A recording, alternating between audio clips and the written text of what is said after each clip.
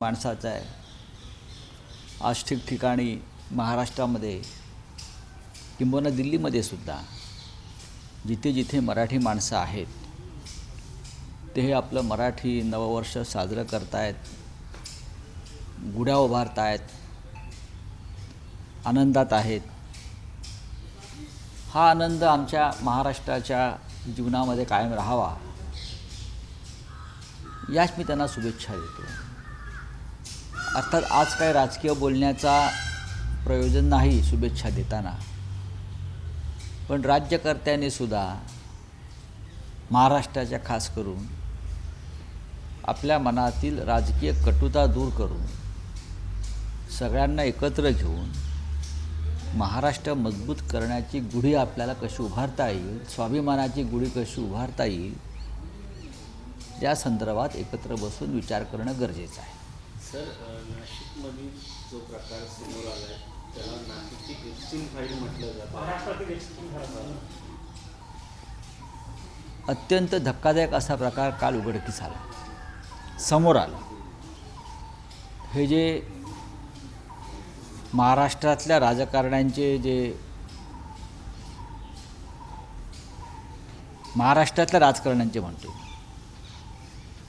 जे मार्गदर्शक आहेत, आध्यात्मिक मार्गदर्शक नाशिक जिल्ह्यातले, त्यांना काल बलात्काराच्या प्रकरणामध्ये अटक केली। बलात्काराच्या प्रकरणामध्ये अटक केली हे एक प्रकरण नाही, अशी अनेक प्रकरणं समोर येत आहेत। आणि पोलिसांनी जो मुद्देमाल जप्त केलेला आहे त्याच्यामध्ये अशा प्रकारचे या महाराष्ट्रातल्या सामाजिक, राजकीय व इतर क्षेत्रातल्या अनेकांचे पुरावे त्या मुद्देमालामध्ये असल्याचं आत्ता सांगितलं जात आहे।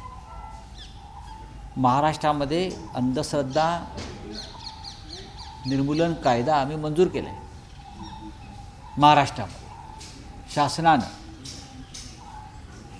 आणि असं असताना सुद्धा शासनातल्या महत्त्वाच्या पदावर बसलेल्या व्यक्ती, मग महिला आयोगाच्या अध्यक्ष असतील, मंत्री असतील, आमदार असतील, हे सगळे अंधश्रद्धा कुरवाळत त्या बाबाचे कोणी पाद्यपूजन करत आहे, कोणी त्यांचे पाय धुत आहेत, कोणी त्यांच्या पायाचं तीर्थप्राशन करत आहे, कोणी त्यांच्याबरोबर पूजेला बसलं आहे, कोणी जादूटोणा करत आहे।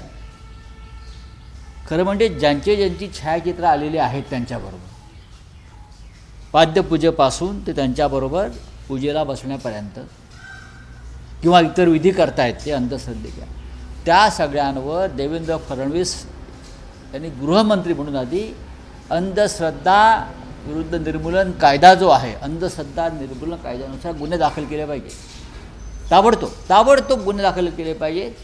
आणि महिला आयोगाचे अध्यक्ष आहेत, महिला आयोगाच्या अध्यक्षांचं काम काय आहे की महिलांवरील अत्याचारासंदर्भात आवाज उठवणं, अशा प्रकारच्या गुन्हेगारांवर कारवाई करणं। पण ते बलात्कार करणाऱ्या गुन्हेगारांचे जर कोणी पाय धुत असेल, मंत्री त्यांच्या चरणाशी बसत असतील, तर त्या महिला आयोगाच्या अध्यक्षांना आणि संबंधित मंत्र्यांना गृहमंत्री फडणवीस पदावर कसं काय ठेवू शकतात? त्यांना जर देवेंद्र फडणवीसांना थोडी जरी नैतिक चाड असेल आणि कायद्याची चाड असेल, तर ज्या मंत्र्यांचे आणि संविधानिक पदावर बसलेल्या व्यक्तींचे संबंध तिथे उघडवत आहेत, आधी त्यांना पदावरून दूर करावं, चौकशी समिती नेमावी ताबडतोब, आणि जोपर्यंत हे निकाल लागत नाही तोपर्यंत सत्तेपासून दूर ठेवावं। त्या महाराजाला कोण जो आहे म्हणतात, कोणी तो भोंदू बाबा, त्याला वाचवण्यासाठी सरकारमधले अनेक लोक प्रयत्न करत आहेत। एक लक्षात घ्या, सगळ्यात आधी महिला आयोगाच्या अध्यक्षांना पाय उतार केलं पाहिजे ताबडतोब। रुपाली चाकणकर महिला आयोगाच्या अध्यक्ष असून महिला शोषण करणाऱ्या आरोपांच्या हाय प्रोफाईल बाबांच्या संस्थांच्या संचालक आहेत। पाय तुटताना बघताय, काय ही अवस्था काय त्या म्हणाल्या होत्या- नाही महाराष्ट्राच्या पुरोगामी प्रतिमेला कलंक लावणारा हा प्रकार आहे. महाराष्ट्र आपण शाहू, फुले, आंबेडकर, प्रबोधनकार, ठाकरे बरं अशा महान पुरोगामी व्यक्तिमत्वांची नावं आपण घेतो. महाराष्ट्र हा कायम ढोंग आणि अंधश्रद्धा याविरुद्ध लढणारा हा महाराष्ट्र आहे. ढोंग आणि अंधश्रद्धा म्हणून देशातलं हे पहिलं राज्य आहे ज्याने अंधश्रद्धा निर्मूलनाचा कायदा केला.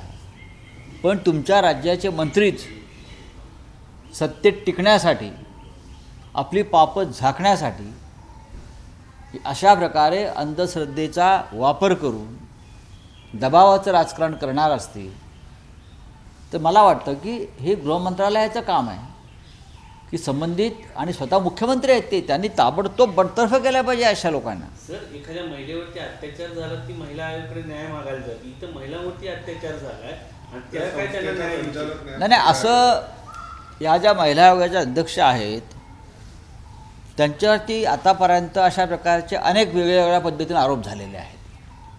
त्या वादग्रस्त आहेत. त्यांना कोण आणि का वाचवत आहे हे आता मला फार कोडं पडलेलं आहे.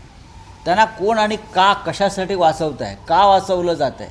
आज पाडव्यासारखा दिवस आहे, मराठी नववर्ष आहे, शुभ दिवस आहे आणि संबंधित ज्याला अटक झाली आहे तो भोंदू बाबांनी अनेक महिलांवर अत्याचार केले, बलात्कार केले, शोषण केलं आहे. त्या सर्व मराठी महिला आहेत अशी माझ्याकडे माहिती आहे.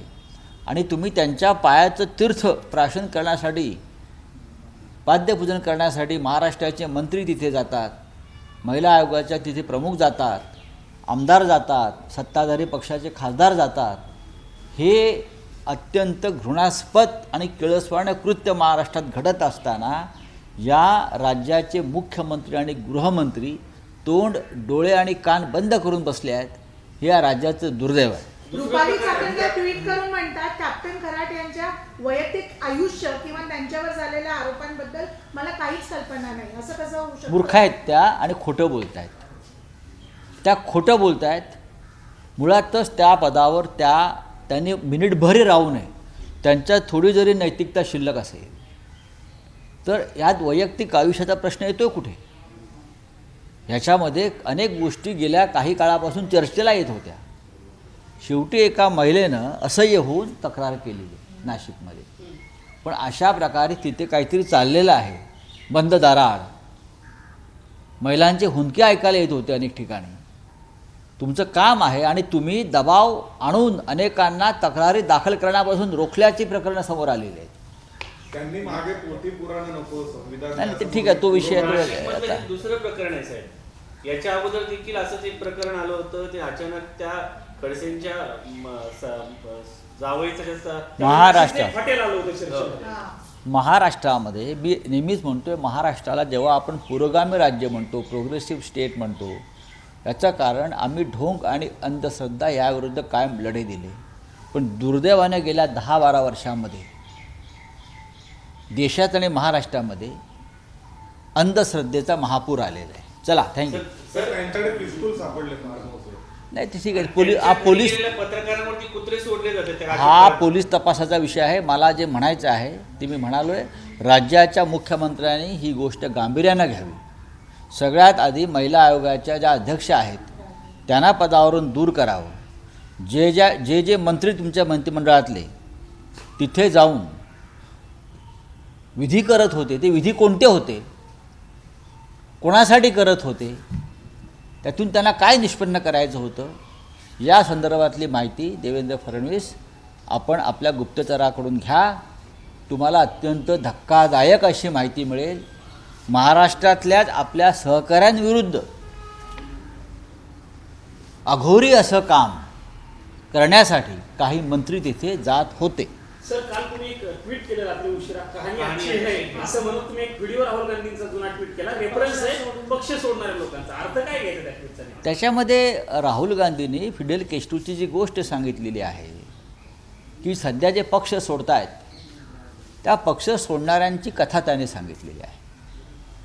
हे सगळ्यांनाच लागू आहे. हे शिवसेनेलासुद्धा लागू आहे.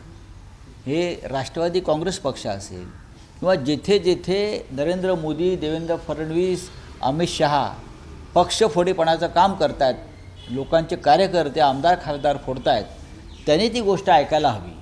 कारण शेवटी जे आमच्याबरोबर राहतात तेच आमचे लढवय्ये शिलेदार आहेत. जे पळून जातात त्यांच्याकडे दुर्लक्ष करा. ऑपरेशन टायगर याच्या मागे कुठे हे आहे? कसलं ऑपरेशन टायगर? सगळे फुसकेबार आहेत. आतापर्यंत हे तुमचे काय ते उपमुख्यमंत्री शिंदे गेल्या वर्षभरामध्ये 100 वेळा दिल्लीमध्ये आले. प्रत्येक वेळा ते आले की operation tiger, operation tiger, operation tiger. एक दिवस त्यांचंच ऑपरेशन अमित शहा करतील बघा तुम्ही. हे ह्यांना भारतीय जनता पक्ष अद्याप कळलेला नाही आहे काय आहे तो. भारतीय जनता पक्ष समजून घ्यायला त्यांना फार वेळ लागेल.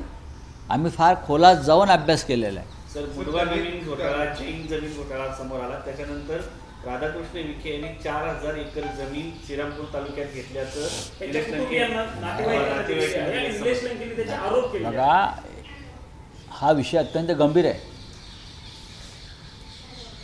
हा विषय 4000 एकर जमिनीचा विषय जो आहे अत्यंत गंभीर आहे. माझ्याकडे सुद्धा विषय हा आला होता. पण त्याच दरम्यान विधिमंडळामध्ये विजय वडेट्टीवार यांनी त्या विषयाला आवाज त्यांनी बुलंद केला. आता खासदार निलेश लंके त्याच्यावर बोलत आहेत. सरकारी जमिनी मंत्री आणि त्यांचे नातेवाईक हजारो एकर हेक्टर्स कशा प्रकारे लुबाडत आहेत याचं हे उत्तम उदाहरण. अशोक चव्हाण यांना एका प्लॉटसाठी राजीनामा द्यावा लागला होता. तिथे जैन, मुंडवा, आता हे 4000 एकर. कारण असं आहे की ते काँग्रेसचं राज्य होतं आणि त्यांच्याकडे किमान नीतिमत्ता होती. ते काँग्रेसची राजवट होती आणि त्यांच्याकडे किमान नीतिमत्ता होती. पण भारतीय जनता पक्षाच्या राज्यामध्ये चोर, दरोडेखोर, लफंगे, भ्रष्टाचारी यांना प्रतिष्ठा दिली जाते. त्याच्यामुळे जमिनी लुटल्या काय देशाच्या, राष्ट्राच्या, बरं का, कोणाला काही पडलेलं नाही. थँक्यू. बोलूया. आजचा दिवस आहे सर, शेतकऱ्यांना मोठा फटका आहे. गारपीट खूप मोठ्या प्रमाणावर महाराष्ट्रामध्ये कालच अनेक ठिकाणी संध्याकाळी. अवकाळी सुरू आहे. होय, मी आज पाहिलं की गारपीट आहे, अवकाळी आहे आणि प्रचंड नुकसान झालेलं आहे. आता हे जे बाबा महाराज वगैरे आहेत कोणी ज्यांच्याकडे हे मंत्री जात होते, त्यांचं एक कर्तव्य आहे कि आता या शेतकऱ्यांना मदत मिळवण्यासाठी सुद्धा एखादा यत्न करा. चला, क्या हिंदी में कुछ है तो बोल दीजिए. महाराष्ट्र में एक अरेस्ट हुआ है. देखिए, ये जो कोई है नासिक में, एक ऐसे व्यक्ति को पुलिस ने दबोचा है और उसके पास जो सामग्री मिली है बहुत रहस्यमय है, जिसमें महाराष्ट्र की महिला आयोग की अध्यक्षा है, कुछ मंत्री है, कुछ एमएलए है सत्ताधारी पार्टी के, कुछ एमपी है, बड़े बड़े उद्योगपति हैं. ये ढोंगी बाबा शोषण करता था महिलाओं का ज्योतिष के नाम पर, और उसके पास महाराष्ट्र के बड़े बड़े मंत्री जाकर बहुत कुछ करते थे. अंधश्रद्धा, महाराष्ट्र में अंधश्रद्धा विरोधी कानून हमने लाया है. लेकिन महाराष्ट्र के मंत्रियों कानून को अगर तोड़ रहे हैं तो देवेंद्र फडणवीस ने बतौर गृह मंत्री सबसे पहले महिला आयोग की अध्यक्षा, और जिस मंत्री के फ़ोटो और व्यवहार उनके साथ दिखते हैं उनके ऊपर कानूनन कार्रवाई तुरंत करनी चाहिए. और सबसे पहले महिला आयोग के अध्यक्ष जो उसके अंधभक्त है उसको पद से दूर करना चाहिए. महाराष्ट्र के और जिस प्रकार के वीडियोज़ और फोटोज़ मेरे सामने आए हैं, तो अब ये तो तय हो गया कि ये सब मामला यानी महाराष्ट्र का जेफरी एप्स्टाइन फाइल जैसा ही है, उससे भी भयंकर है. अब देखिए, मेरे पास बहुत सी वीडियो आए हैं, एप्स्टाइन फाइल है, और ये मुझे लगता है उसमें ऐसे भी बड़े बड़े लोग हैं भारतीय जनता पार्टी के और सत्ताधारी पार्टी के. अगर ये सामने आएगी, पुलिस अगर सामने लाएगी, ये उनके पास 56 क्लिप्स है उनके मोबाइल में, अगर ये सामने आएगा मामला तो महाराष्ट्र की सरकार गिर जाएगी। नेशनल इलेक्शन कमीशन क्या इसके ऊपर एक्शन लेगा? एबीपी माझा, उघडा डोळे बघा नीट.